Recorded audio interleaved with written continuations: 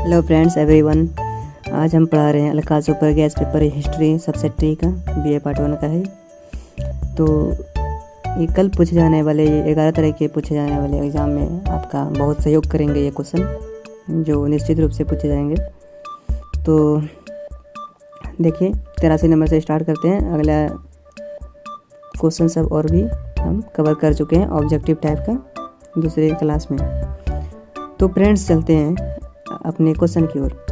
83 number का, गंधार शिलालेख किस लिपि में लिखे गए थे? गंधार शिलालेख जो है ये लिखे गए थे कौन से, ए और बी दोनों में। गंधार शिलालेख जो लिखे गए थे ये कौन से लिपि में लिखे गए थे? ए और बी दोनों में, मतलब खरोष्ठी और ग्रीक में लिखे गए थे। गंधार शिलालेख जो लिखे गए थे खरोष्ठी ग्रीक में लिखे गए थे। तो गंधार शिलालेख लिखे गए थे ये किस लिपि में लिखे गए थे? तो खरोष्ठी और ग्रीक में। इन दोनों में कोई एक भी दे सकते हैं या तो दोनों भी दे सकते हैं। तो इसमें इसका आंसर हो जाएगा ये 4 नंबर का। 4 नंबर का आंसर हो जाएगा क्या? ए और बी दोनों। गौतम बुद्ध का जन्म हुआ था, 84 नंबर का क्वेश्चन। गौतम बुद्ध का जन्म हुआ था। तो गौतम बुद्ध का जन्म हुआ था 563 ईस्वी पूर्व में हुआ था। गौतम बुद्ध का जन्म हुआ था कितने ईस्वी में? 563 ईस्वी में। फ्रेंड्स कितने ईस्वी में होता है? 563 ईस्वी में। तो हमारे पास माइक की उपलब्ध नहीं है, हम ऐसे ही स्क्रीन रिकॉर्ड से रिकॉर्डिंग कर रहे हैं। सपोर्ट कीजिए ताकि हम माइक ले सकें और आप सबको अच्छी क्लास दे सकें। गौतम बुद्ध का जन्म हुआ था 563 ईस्वी पूर्व में। तो शक्तिशाली महाजनपद कौन सा था? शक्तिशाली महाजनपद कौन सा था? तो महा मतलब पहले ही बता चुके थे अगले वीडियो में, मगध। महा मतलब मगध। शक्तिशाली महाजनपद में जो था ये मगध था। निम्न में से किसे महानतम जैन विद्वान माना जाता है? तो निम्नलिखित में से कह रहे हैं ये क्वेश्चन, निम्नलिखित में से महानतम जैन विद्वान माना जाता है। तो जैन विद्वान थे ये तो भद्रबाहु थे, 86 का 1 नंबर। निम्न में से किसे महानतम जैन विद्वान माना जाता है? तो भद्रबाहु को महान विद्वान जैन धर्म का माना जाता है। भद्रबाहु को, तो भद्रबाहु को जैन धर्म का विद्वान माना जाता है। तो अशोक के राज्याभिषेक के कितने वर्ष उपरांत कलिंग युद्ध हुआ था? कलिंग युद्ध की राजकुमारी से अशोक को प्रेम हो चुका था, जिसके उपरांत उन्होंने, हम बताए थे अगले वीडियो में, उन्होंने बौद्ध धर्म अपना लिया गया था। जिसके पश्चात कुछ बातें हुई थी उस युद्ध के वक्त, लड़ाई के वक्त। तो कलिंग की राजकुमारी उसे पसंद थे अशोक को। उसी से जब आखिरी में युद्ध हुआ था तो अशोक के राज्याभिषेक के कितने वर्ष उपरांत कलिंग युद्ध हुआ था? तो ये हुआ था 8 वर्ष। अशोक के राज्याभिषेक जो हुआ था जब राजा बने थे अशोक सम्राट, तो उसके 8 वर्ष बाद में कलिंग युद्ध हुआ था। जो कलिंग युद्ध करते ही उन्होंने बौद्ध धर्म अपना लिया। समझे इस बात को? बिंदुसार किस वंश का था? किस वंश का शासक था? तो चंद्रगुप्त मौर्य वंश का शासन था। चंद्रगुप्त बिंदुसार जो था ये अशोक सम्राट का पिताजी थे। मौर्य वंश देखिए क्या करें, अशोक के ये पिताजी थे कौन? मौर्य वंश। बिंदुसार थे, अशोक और बिंदुसार जो है मौर्य वंश के अंतर्गत आते थे। तो समझ सकें सिंपली आप, अशोक और बिंदुसार मौर्य वंश के अंतर्गत आते थे और बिंदुसार का पुत्र था अशोक। तो 87 और 88 का दोनों का ए नंबर नहीं 87 का 3 नंबर और 88 का ए नंबर। समझ चुके हैं आप? तो कलहन के रचना का नाम है राजतरंगिणी। कलहन ने जो लिखा है पुस्तक, एक उसका रचना है राजतरंगी। यह पुस्तक है राजतरंगिणी। जिन्होंने कलहन ने लिखा है। और इंडिका जो है ये मेगास्थनीज का लिखा हुआ है पुस्तक है। और अर्थशास्त्रीय कौटिल्य का लिखा हुआ है। अस्यु की ये किसका हमें पता नहीं है, पर राजतरंगिणी जो है ये कलहन का लिखा हुआ है। तो 89 का हो जाएगा सही आंसर राजतरंगिणी। तो 4 नंबर। अब 90 का देखते हैं क्वेश्चन। शक संवत का प्रारंभी कब से माना जाता है? प्रारंभी कब से माना जाता है? शक संवत का प्रारंभी कब से माना जाता है? तो शक संवत का प्रारंभी 78 ईस्वी पूर्व से माना जाता है। 78 ईस्वी पूर्व से माना जाता है। क्या माना जाता है? शक संवत का प्रारंभी कब से माना जाता है? 78 ईस्वी से। तो चलते हैं 91 ईस्वी, मतलब 91 ईस्वी नहीं, सॉरी ब्रो। तो पहली क्लास है, पहली बार हम यूट्यूब पर स्टडी ले रहे हैं, क्लास कर रहे हैं और प्रोवाइड आप सबको भी कर रहे हैं। इससे हमें भी ज्ञान प्राप्त हो रहे हैं, आपको भी। और मेरा भी एग्ज़ाम नज़दीक ही है, इसलिए आपको भी बता रहे हैं साथ साथ में, ताकि दोनों का टॉपिक कवर हो जाए। तो 91 नंबर क्वेश्चन देखते हैं। मुद्राओं का टीला, मतलब कहने का मुद्राओं का नहीं, मुर्दों का टीला होगा यहाँ पे। मुर्दों का टीला वही लिखा भी है और थोड़ा सा लंत लगा है जो कि समझ में नहीं आ रहा। तो मुर्दों का टीला का सर्वाधिक अर्थ है, मुर्दों का टीला का सर्वाधिक अर्थ है मोहनजोदड़ो। मोहनजोदड़ो को मुर्दों का टीला कहा जाता है। मोहनजोदड़ो को क्या कहा जाता है? मुर्दों का टीला कहा जाता है। मोहनजोदड़ो को क्या कहा जाता है? सर्वाधिक अर्थ उसका क्या है? मुर्दों का टीला। तो ऋग वैदिक काल में राजा के सबसे महत्वपूर्ण अधिकारी कौन थे? ऋग वैदिक काल में जो थे राजा के सबसे महत्वपूर्ण अधिकारी थे पुरोहित। पुरोहित थे राजा के ऋग वैदिक काल में। उसके बाद से सैनिक हुआ करता था। तो हमेशा इसे राजा के ऋग वैदिक काल में जो है, और उसके बाद भी पुरोहित ही रहा अधिक। तो ऋग वैदिक काल में राजा के सबसे महत्वपूर्ण अधिकारी कौन थे? इसका 2 नंबर हो जाएगा पुरोहित। वैदिक कालीन सामाजिक व्यवस्था का इकाई था। वैदिक कालीन जो है सामाजिक व्यवस्था का इकाई था। तो सामाजिक व्यवस्था का इकाई था इसका परिवार। वैदिक कालीन सामाजिक व्यवस्था का इकाई था ये परिवार। ये जो वैदिक काल के लोग जो थे ये परिवार के लिए व्यवस्था करते थे, खाने का या तो और कुछ भी जो वस्तु थे, व्यक्ति जो थे परिवार के लिए करते थे। तो किस काल के लिए कालीन सामाजिक व्यवस्था का इकाई है? तो वैदिक कालीन सामाजिक व्यवस्था का इकाई है, और ये कौन है? परिवार। समझ चुके? तो 94 नंबर का क्वेश्चन। 80 वर्ष की उम्र में बुद्ध की मृत्यु हुई। क्या कर रहे हैं? बुद्ध की मृत्यु कितने वर्ष की उम्र में हुई थी? देखिए यहाँ पे 2 टाइप का क्वेश्चन है, आप कंफ्यूज मत होइएगा। एक बता रहे हैं आपको हम। तो 80 वर्ष की उम्र में बुद्ध की मृत्यु हुई थी। तो फ्रेंड यहाँ पे कह रहे हैं क्वेश्चन, 80 वर्ष की उम्र में बुद्ध की मृत्यु हुई थी और महावीर की मृत्यु, कंफ्यूज मत होइएगा। महावीर की मृत्यु जो हुई थी वो 72 साल की उम्र में हुई थी, और भगवान बुद्ध की मृत्यु जो हो रही है ये 80 साल की उम्र में हुई थी। और ये जो हुई थी कुशीनगर में होता है, इनकी मृत्यु जो हुई थी कुशीनगर में हुई थी। इनकी मृत्यु जो है कुशीनगर में हुई थी।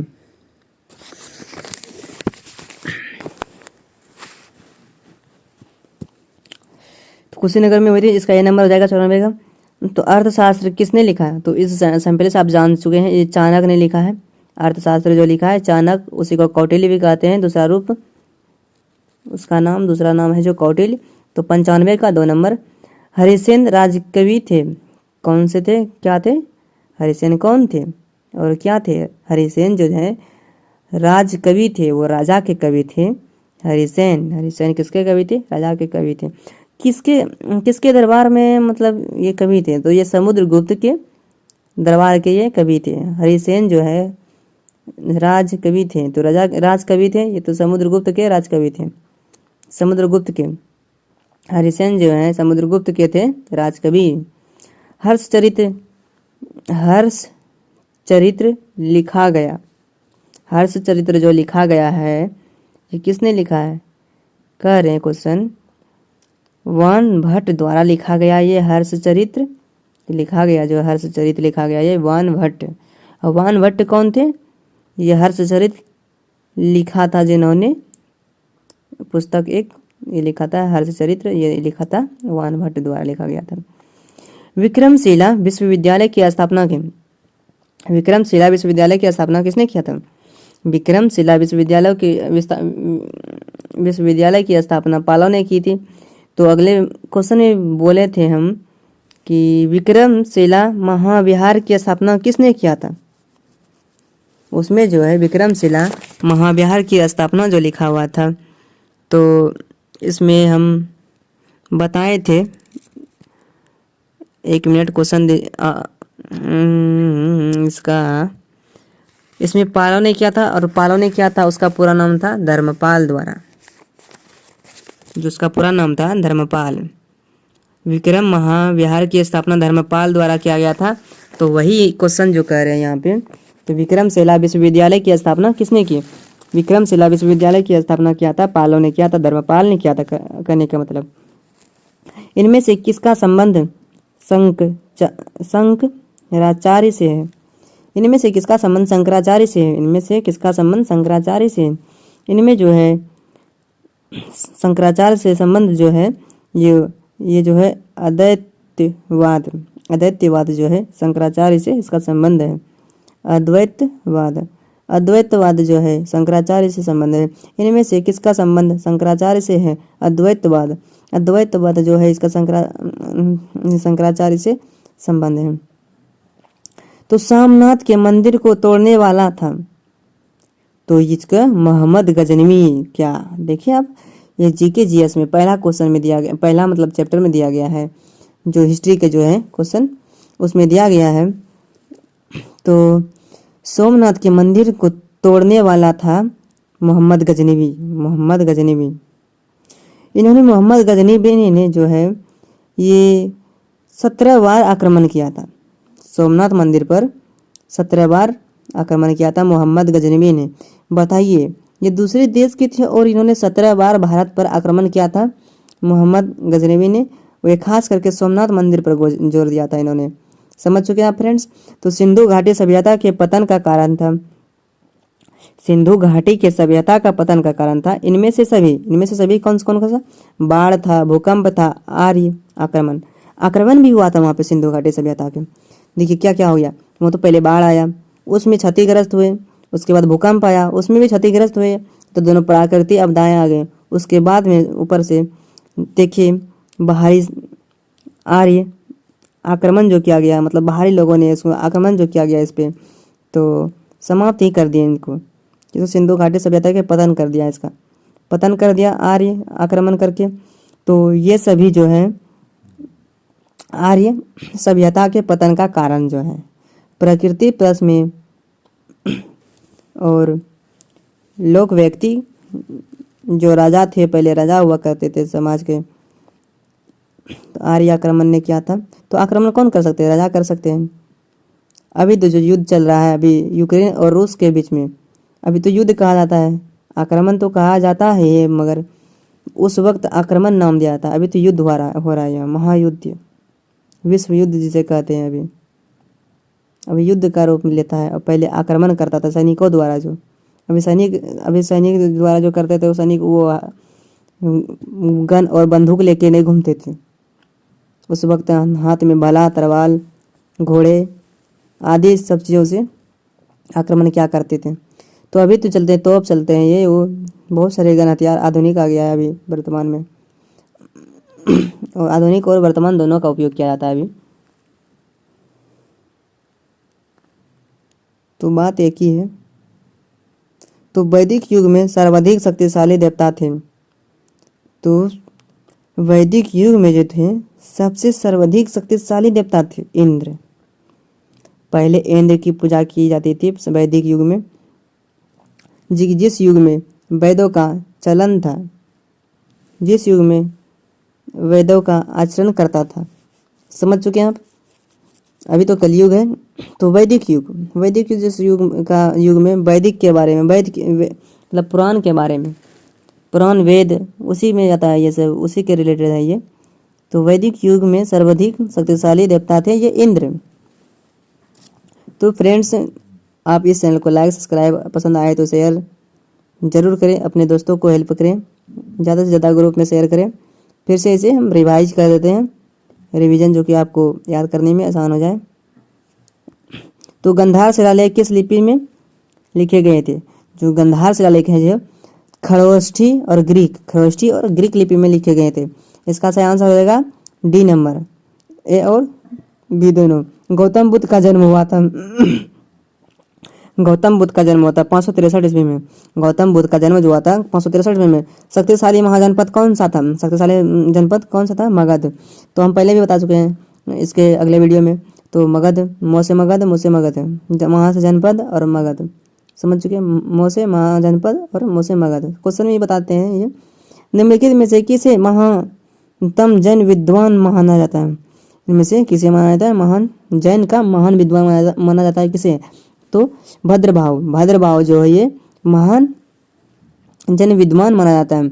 अशोक के राज्याभिषेक के कितने वर्ष उपरांत कलिंग युद्ध हुआ था? अशोक के 8 वर्ष के उपरांत कलिंग युद्ध हुआ था, जो कि कलिंग के राजकुमारी अशोक को पसंद थे और उन्हीं का बात उन्होंने रखा अंतिम में, और वो बौद्ध धर्म को अपनाने लगे। तो इसमें पूछे जाएंगे अशोक कौन से धर्म को अपनाया था? जो अशोक ने कलिंग युद्ध के उपरांत कौन से धर्म को अपनाया था? उन्होंने बौद्ध धर्म को अपनाया था, यह ध्यान दीजिएगा।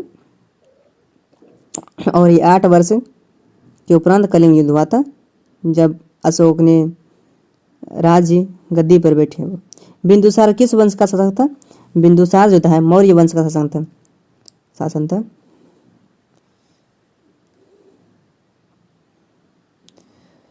मौर्य वंश का शासक था। तो फ्रेंड्स कुछ गलती हो इधर उधर तो आप सही कर लीजिएगा। कलन के रचना का नाम है राजतरंगिणी। कलन जो है उन्होंने पुस्तक लिखा है राजतरंगिणी। शक संवत का प्रारंभ कब से माना जाता है? शक संवत का प्रारंभ कब से माना जाता है? तो शक संवत का प्रारंभ माना जाता है ये जो है 78 ईस्वी पूर्व में। मुद्राओं का नहीं है, बोलने में मिस्टेक होता है, वो दिखता नहीं मोबाइल में, इसलिए मुर्दों का टीला का सर्वाधिक अर्थ है। मुर्दों का टीला का सर्वाधिक अर्थ है मोहनजोदड़ो। मुर्दों की टीला, मुर्दों की टीला, समझ गए। ऋग वैदिक काल में राजा के सबसे महत्वपूर्ण अधिकारी थे पुरोहित। इसका 2 नंबर आंसर। वैदिक कालीन सामाजिक व्यवस्था का इकाई था। वैदिक कालीन सामाजिक व्यवस्था का इकाई था और यह था परिवार के बारे में थे। 80 वर्ष की उम्र में बुद्ध की मृत्यु हुई थी, और ये कहाँ पे हुआ था? 80 वर्ष की उम्र में कुशीनगर में भगवान बुद्ध की मृत्यु हुई थी 80 वर्ष की उम्र में, वो भी कुशीनगर में। अर्थशास्त्र किसने लिखा? ये कौटिल्य ने लिखा। कौटिल्य ने लिखा अर्थशास्त्र। किसने लिखा? ये कौटिल्य ने लिखा। चाणक्य जो जिसका नाम है चाणक्य नीति एक पुस्तक भी है। हरिसेन राजकवि थे। हरिसेन कौन से कवि थे? राजकवि थे। तो राजकवि थे किसके दरबार के कवि थे? ये समुद्रगुप्त के दरबार के कवि थे। हर्षचरित्र लिखा गया था। हर्षचरित्र लिखा गया था, ये लिखा था वान भट्ट द्वारा। हर्षचरित्र जो लिखा था वान भट्ट द्वारा। विक्रमशिला महाविद्यालय की स्थापना किसने किया था? तो धर्मपाल ने किया था, पालव ने। इसका हो जाएगा पालव ने, 2 नंबर आंसर। इनमें से किसका संबंध शंकराचार्य से है? मतलब इनमें से किसका संबंध शंकराचार्य से है? इनमें से कोई नहीं है शंकराचार्य से होने वाला है, जो कि सॉरी फ्रेंड्स है, इसका ध्यान में नहीं रहा।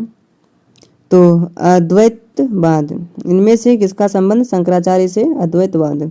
सोमनाथ के मंदिर को तोड़ने वाला था मोहम्मद गजनवी था, जो कि 17 बार आक्रमण किया था इन्होंने भारत पर।